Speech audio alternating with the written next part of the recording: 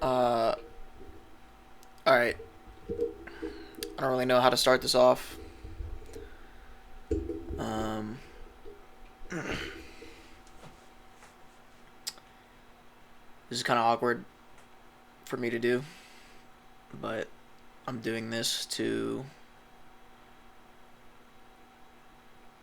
start journaling. I fucking hate journaling. I've never done it, never been able to do it. I've always felt too awkward doing it. But, I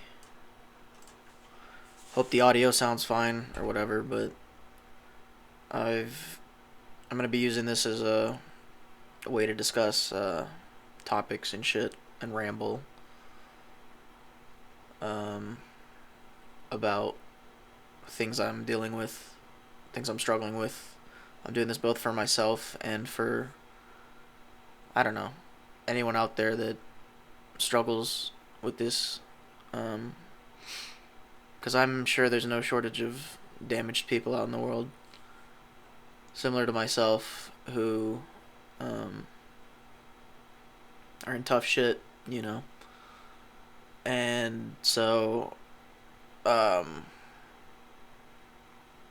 the things I'll be talking about today and in future journal entries um, are going to be addressing those things and hopefully being used as a vehicle to help others in some way. Whether they help or not, I don't know. Um, but for those of you that are watching right now, um, none of this shit's gonna be edited. I don't know how to edit. I I've live streamed on Twitch for the past 6 years. Um, because I prefer the like live interaction or whatever, but um, I've never been able to fully express myself with other people um, around me, both in an online like environment like Twitch where like there's people in the chat like whatever, or just in general in my life like that's why I think a personalized like video journal entry would help me um, relay my thoughts without having like outside stimulus to like send the conversation any which way, if that makes sense. I'm already rambling, I can tell, but again, if you're here for an edited thing, it's just not gonna happen. I don't have the energy to do that. I'm This is like pure unfiltered video of a person who's struggled with a lot of things in their life and continues to struggle, and it's just a way to put my thoughts out. Um, but yeah, without further ado, man, I like to also like stress that this is not a series that should be like this. Consider this a trigger warning for those who, you know, if the things you're going through are too hard to bear, you know, crisis lines and things like that are the things to reach out to, because the things I'll be discussing in these journals will obviously be inherently upsetting and can elicit certain emotions that rise up in people. So that's consider that a warning. Um, but the topic I want to discuss today is so I just got out of therapy. My therapy appointments are generally every Sunday at 2 p.m. I have been in therapy since I was 19 years old. I'm 24 now. And I've been pretty actively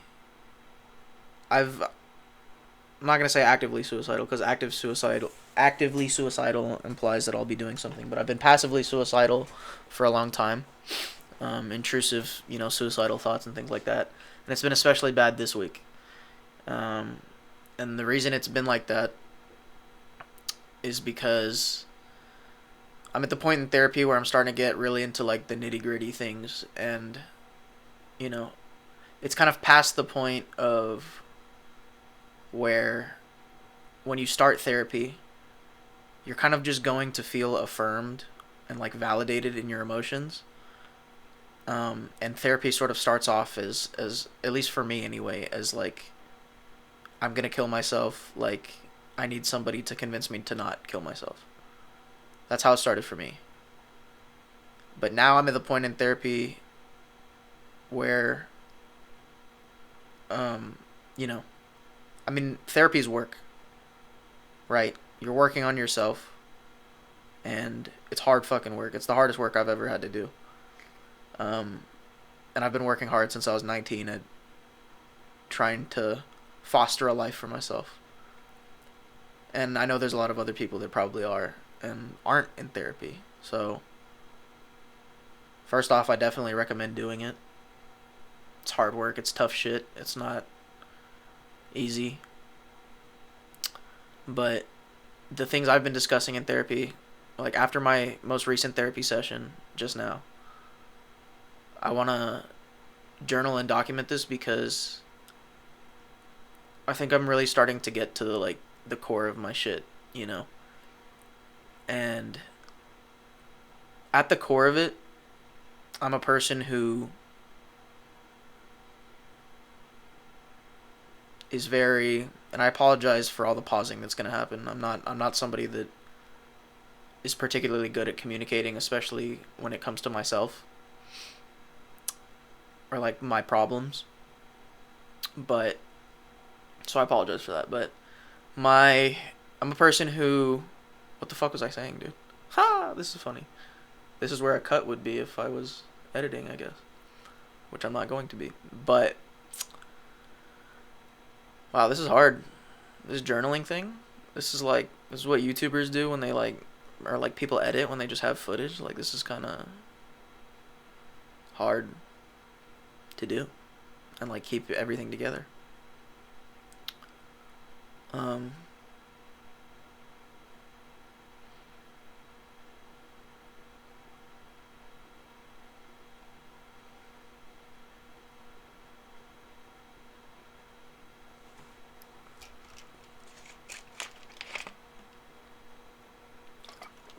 I'm trying not to look at the camera because it's weird and it distracts me looking at myself.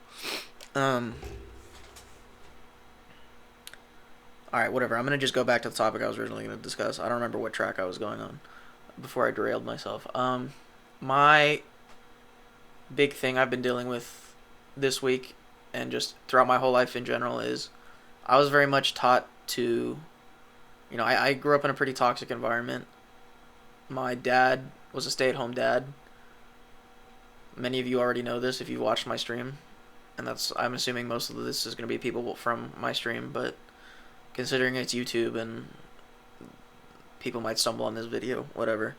But my dad was an engineer, a contract engineer, so I moved around a lot as a kid, but he has not held a job since I was 10 years old was his last assignment. So he was effectively a stay-at-home dad, and he just didn't care to work. And he's also a very unstable person in general, and like there's been a lot of abuse on that end. And then my mom, so my dad's a white guy, my mom is Chinese. She's a flight attendant. She works for an airline, and that's how they met. My dad was a flight instructor, and my mom was an airline. If you guys know about the movie Sleepless in Seattle, that's basically what they were about.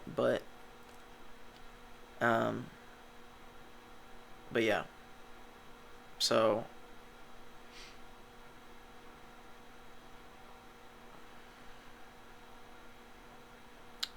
I grew up in an environment where my mom was in and out of the house all the time.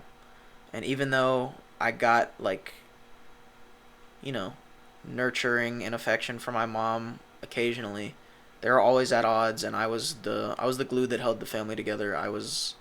Some of my earliest memories are me being like 5 years old, my parents like screaming at the top of their lungs at each other, and I'm just like that kid crying like, why can't you get along, you know? So I, at an early age, kind of developed, like I didn't live in an environment that was safe or nurturing or like whatever. So that's been my task in therapy right now, and kind of the topic of this journal. I want to focus on self-parenting and fostering a safe environment for yourself. But I specifically want to focus on self-parenting from the perspective of a jaded adult who's had a pretty shitty.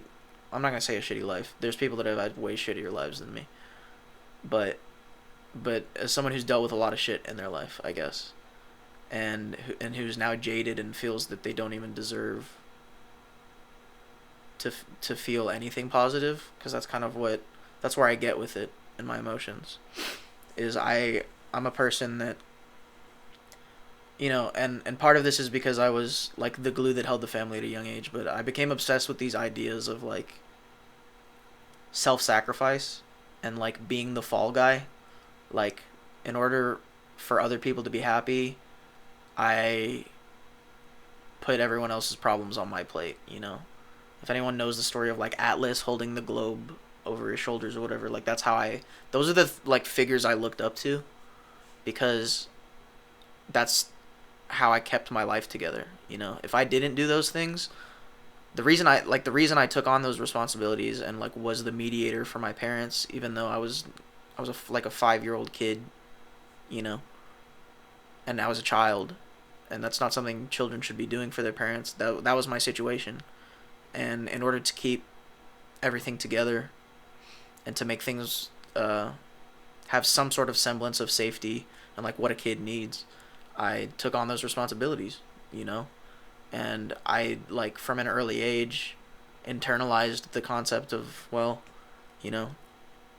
I'm gonna have to take on their frustrations and their, when they lash out at you, and I'm just gonna have to take that because I gotta keep the family together.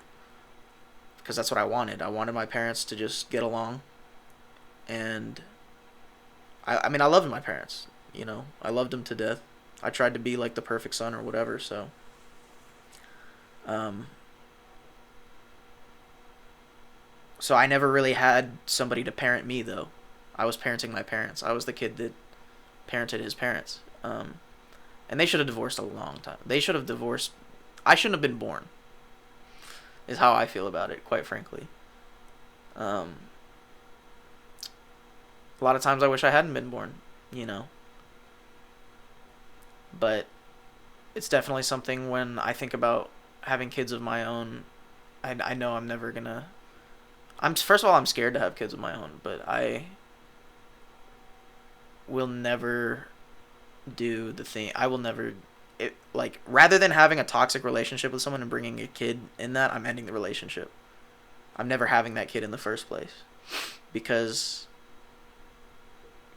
kids are just vessels for their parents' trauma. You know what I mean? Especially if you or just they're just there a lot of the times. Like, kids will end up in a situation where like nobody needed to be having kids in that kind of a relationship, but that's how a lot of kids are raised. That's how I was raised. Those are the environments they live in. So now that I'm 24, and I've gone through all these things, I have to be my own parent, and that's what I don't know how to do at all. Like, having kids is scary to me, right? So how do I parent? If I can't parent myself, how am I going to parent a kid? You know what I mean? Like, if I can't even handle myself, right? So that's something I'm definitely going to be having to like seriously work on, because again, this therapy shit is hard work, like, and it's a little bit mind-blowing to me, right? Because the thing I just discussed with my therapist an hour ago was that, like, I never had an environment where I was safe enough to even acknowledge emotion, or to like be okay. Like, I never had that person telling me it's going to be okay, it's gonna be fine, because I was that person. I was doing that to my mother.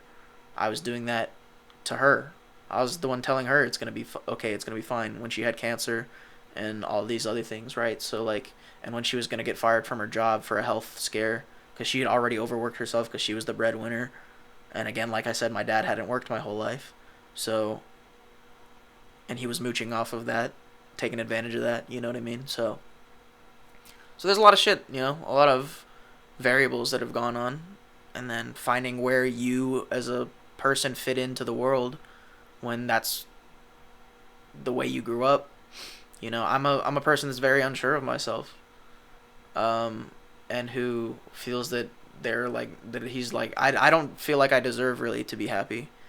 Obviously, that's what I want, which is why I haven't killed myself. You know, that's why I started therapy, is because I realized like there was a breaking point when I was 19 where I was like, if I keep up on this path, I'm gonna be dead. So,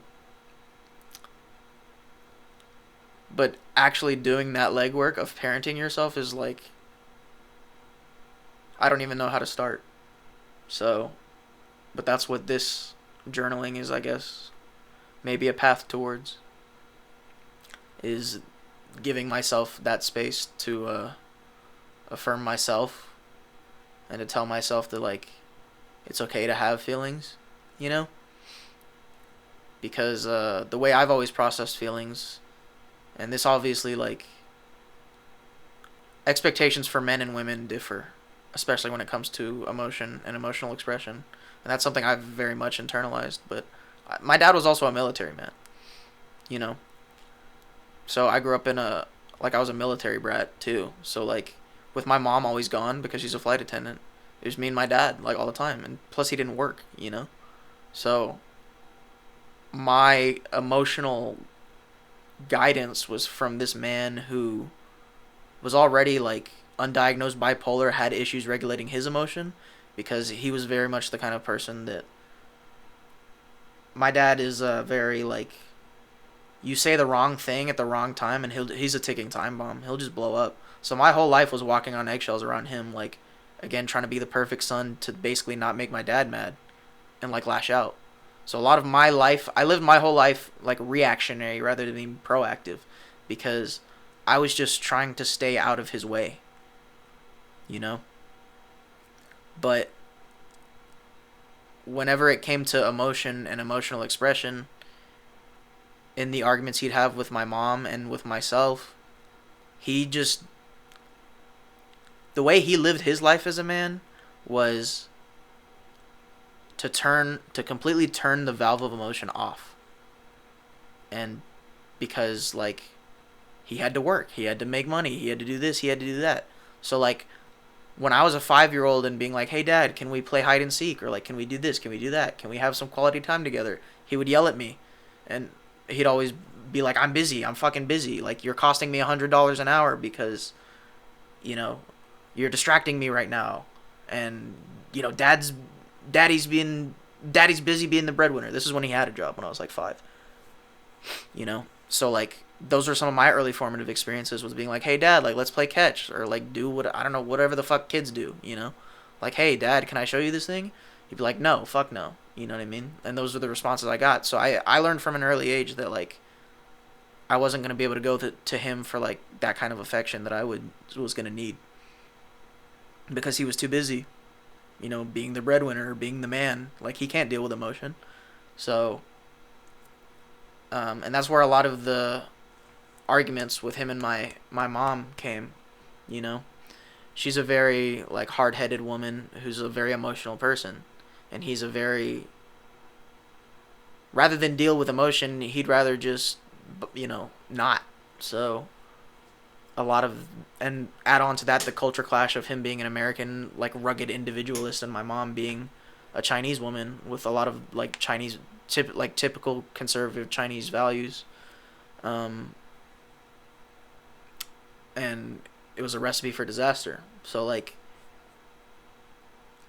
I was never able to, you know, all of the examples to me were like, you know, suck it up, like stop being a bitch, stop being a pussy, and like push through, kind of a thing. You know, that was kind of the thing that I like dealt with, right? And I think that's similar to a lot of other like men, you know. That's how society kind of like views men, is like you just like suck it up and fucking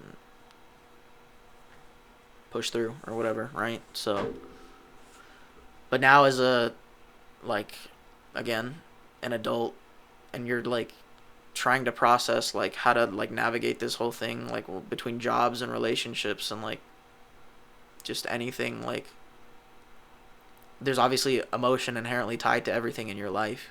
So to to have that advice of just like shutting that valve off, that the pipe will burst if you just shut off emotion, and that's what happens to me. I either just go completely numb and don't process it, but or I'm like, my head's on fire, my head's exploding because like I'm having a mental breakdown. There's no in between for me because I never learned how to regulate my emotions. And that's the brunt of what I've been doing in therapy, is like trying to learn healthy coping mechanisms and whatever, because I was never taught those. I was self-taught, as far as coping mechanisms. So it's hard, and I'm rambling. I don't even know what the fuck I'm saying half the time. So I'm sorry about that. Bear with me. But I realize now that it's like important to parent yourself and to like foster that little kid inside you, who had this expectation, or not expectation, but like everyone has what they need, like Maslow's hierarchy of needs. Like there's plenty of studies to show that if a kid is not validated or affirmed or nurtured at all, then they're gonna struggle with those things. So, and I've struggled with those things. I am struggling with those things, like to feel like you even deserve happiness or deserve anything, because the number one obstacle in my life right now is I've just lost enjoyment in doing anything. Like, again, like I've been, like my emotional valve is shut off because to feel hurts too much, and so I just don't care about anything. I grew up enjoying like reading, like anything that would take me off to where I wasn't at in my current state, right? Like all of my stuff was escapist fantasy, which like it makes sense based on the environment I grew up in, right? Like I loved fantasy, like different worlds. That's why I was drawn to books and to video games at an early age, and because I didn't have siblings. I was an only child, so I had nobody to like go to, so I had to find alternate realities to get lost in. And those are the things that I always enjoyed as a kid. And now though, after I work a 9 to 5 job sort of a thing, right? So like after that, I just don't have the energy to care about anything though. And that's the thing I'm really struggling with, is like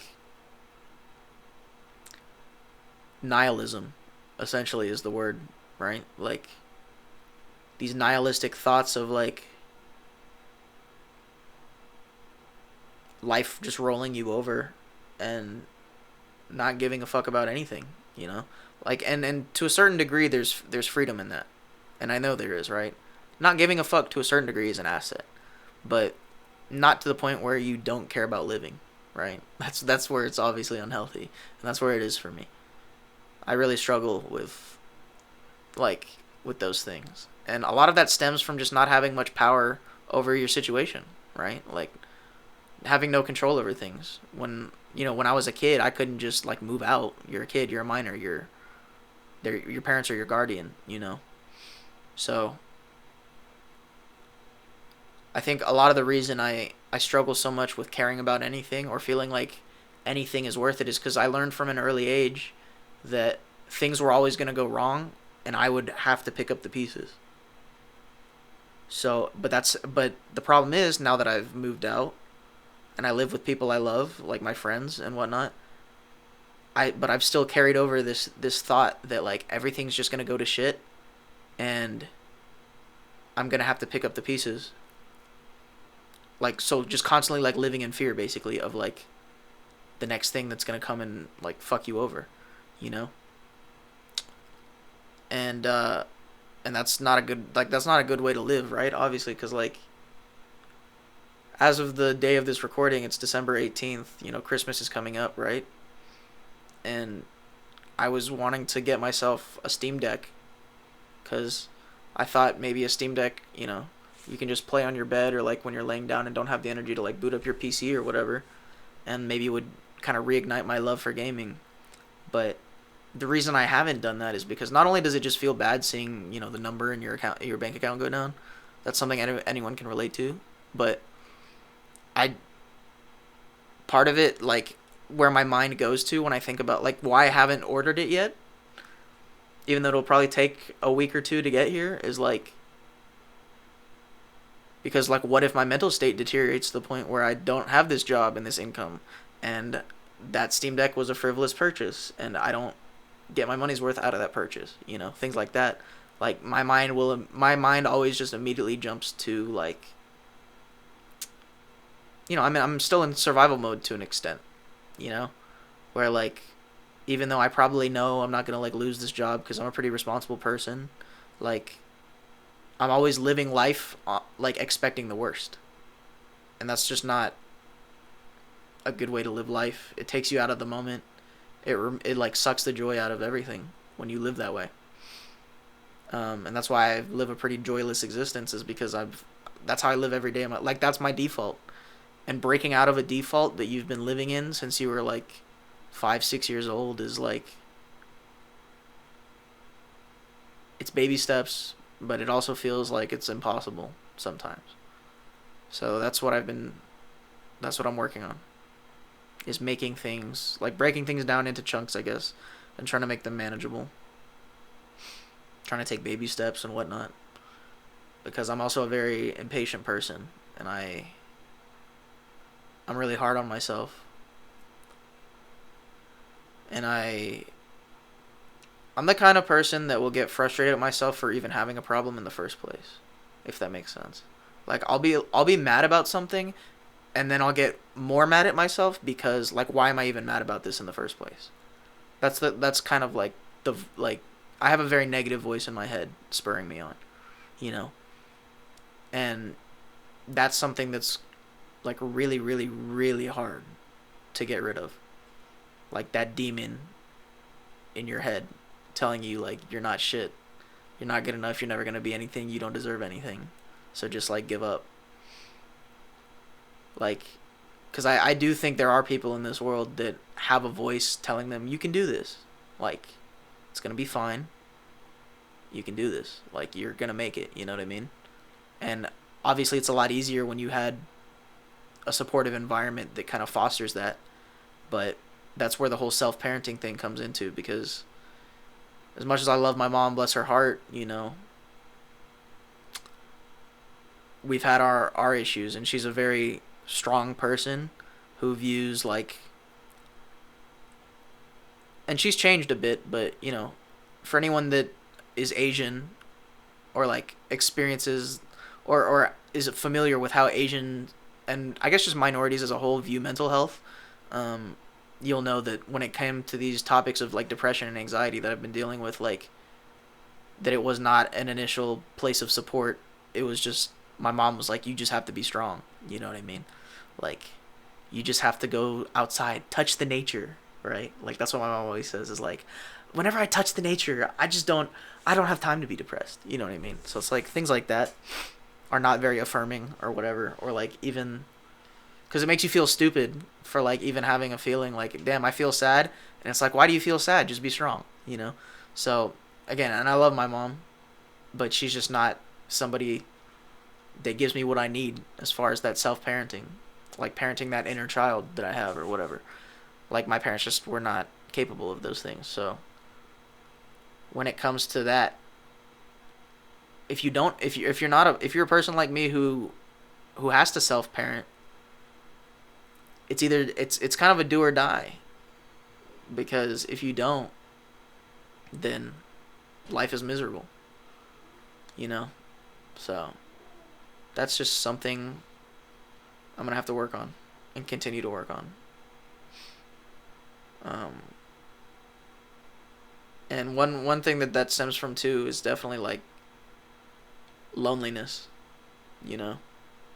and there's like that saying of like how to be, like some people, there's a difference between being alone and feeling lonely, right?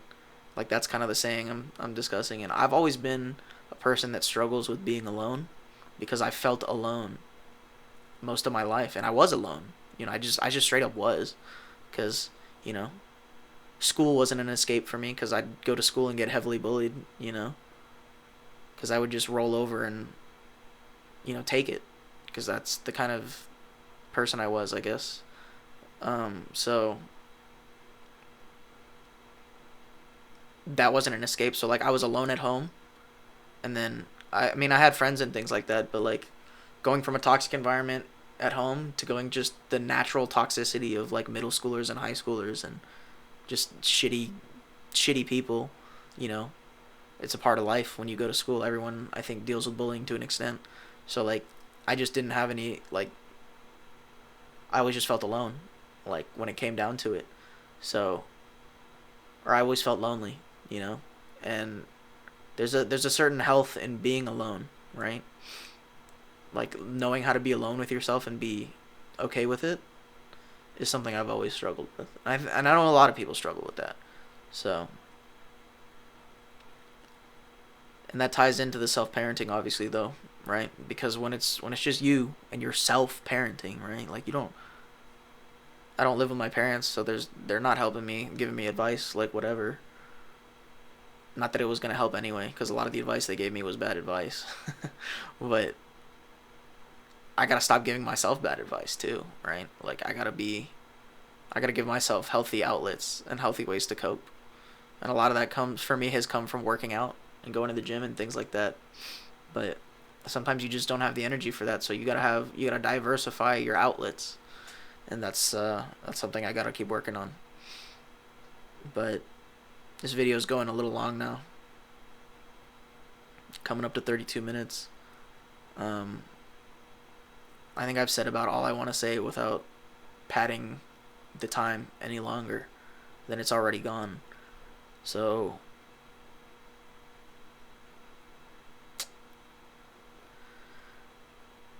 that's pretty much all I have to say.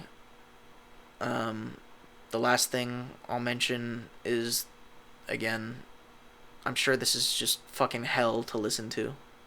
All these pauses and just rambling and like whatever the fuck this has been. But I think if I do these going forward, it has the potential to help people. But most importantly, I guess I shouldn't use the word selfish, but I'm doing this to help myself, to keep moving forward and to try to keep myself accountable and to also just have a log of like what I've currently been working on as far as self-improvement, because I've got a lot of things to self-improve on. So yeah, I hope if you've made it to the end, you're fucking crazy for that. Shout out to you, I guess. But I want to keep it kind of civil, as far as like if people start commenting and like whatever, I'm going to be honest, I will straight up delete comments that are like negative or like, bullshit of like kill yourself, like just get over it, like that kind of a thing. I'm just not going to be doing that, like dealing with that.